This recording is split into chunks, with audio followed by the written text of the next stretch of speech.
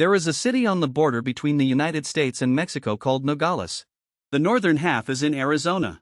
The southern half is in Sonora. They share climate, geography, culture, even families divided by the border. But the average income in Nogales, Arizona, is 3 times higher than in Nogales, Sonora. Life expectancy is higher. Crime is lower. Public services are better. Why? It is not geography. It is identical. It is not culture. The families are the same. It is not natural resources. Mexico has them in abundance. The answer, according to economists Darren Acemoglu and James Robinson, lies in institutions. The formal and informal rules that determine how a society is organized, who holds power, who can participate, who keeps the benefits of growth. 2 Nogales, 2 sets of institutions, 2 radically different outcomes. But not everyone agrees. In the previous episodes we saw the tools governments use to shape the economy: monetary policy, fiscal policy, regulation, the safety net. But there is a deeper question that none of these tools answers. Why are some countries rich and others poor? This is perhaps the most important question in all of economics. And the answer remains debated. There are at least 3 major theories, each with evidence in its favor and blind spots. Darren Acemoglu and James Robinson presented their thesis in 2012 in the book Why Nations Fail. Their central argument is that the difference between rich and poor nations lies not in resources, nor in geography, nor in culture. It lies in institutions. They distinguish between inclusive and extractive institutions. Inclusive institutions protect the property rights of the majority, guarantee the rule of law, allow broad political participation, and create incentives to invest, innovate, and take risks. Extractive institutions concentrate power and wealth in an elite that extracts resources from the rest of society. The key is that institutions are not natural. They are the product of historical power struggles. England developed inclusive institutions because the Glorious Revolution of 1688 limited the monarchy's power and broadened property rights. Spain maintained extractive institutions that were exported to Latin America, where colonial elites designed systems to extract wealth, not to generate broad-based prosperity. The most dramatic example is Korea.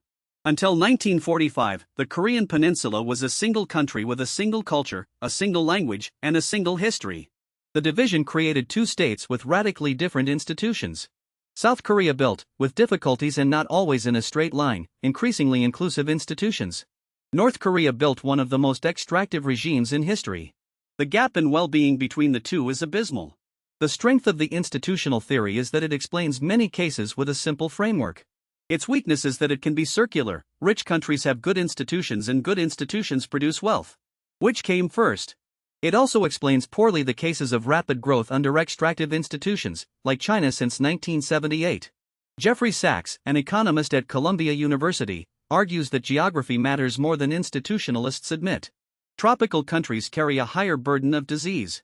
Malaria, endemic across much of Africa, reduces labor productivity and diverts resources toward healthcare that could be invested in education or infrastructure. Estimates suggest that malaria alone reduces GDP growth by more than 1 percentage point per year in the most affected countries. Access to the sea facilitates trade. Landlocked countries have higher transport costs, which makes their exports more expensive and hinders their integration into the global economy. Bolivia, Chad, Nepal, and Laos are landlocked countries that rank among the poorest in their regions. Soil quality determines agricultural productivity. Temperate zones with regular rainfall and fertile soil produce more food per hectare than tropical or arid zones. This is not determinism. It is an initial disadvantage that institutions can compensate for, but cannot ignore. The criticism of the geographic theory is that it does not explain divergences within the same climate zone. Singapore and Sierra Leone are both in the tropics. Botswana and Zimbabwe share a border. If geography were the dominant factor, these pairs should have similar outcomes. They do not. Jared Diamond, in his book Guns, Germs, and Steel from 1997, offered a complementary explanation centered on initial biogeographic conditions. Continents that had more domesticable plants and more domesticable animals developed agriculture earlier. Agriculture allowed surpluses. Surpluses allowed specialization. Specialization allowed technology.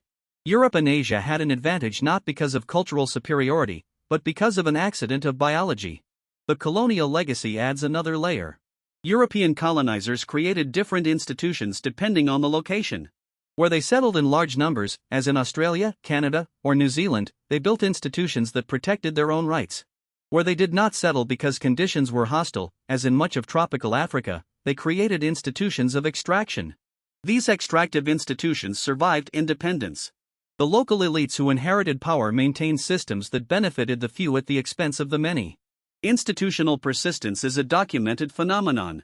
Countries that were extraction colonies 200 years ago tend to have worse institutions today. Not because the colonizers are still there, but because the power structures they created perpetuate themselves. South Korea, Taiwan, Singapore, and Hong Kong were poor economies in 1960. In 3 decades they transformed into advanced economies. How? The institutionalist explanation would say they developed inclusive institutions. But reality is more complex. South Korea and Taiwan grew under dictatorships that aggressively intervened in the economy. The state directed investment, protected infant industries, subsidized exports, and repressed unions. These were not free markets or inclusive institutions in the Asemoglu sense. They were developmental states that used state power to force industrialization. The model resembles what we saw with Soviet industrialization, but with a crucial difference: the Asian tigers maintained private ownership, competition between firms, and openness to international trade. The developmental state does not fit comfortably into any single theory. It is not free market capitalism. It is not socialism. It is not extractive in the Asemoglu sense, because the benefits of growth were distributed broadly. But it is not inclusive either, because political power was concentrated in an elite. What the tigers demonstrate is that economic development is possible through paths that the dominant theories do not predict. And that should humble all theorists. There is a phenomenon that defies economic intuition. Countries with more natural resources tend to grow less than those with few. It is called the resource curse, or the paradox of plenty. Nigeria has oil in abundance.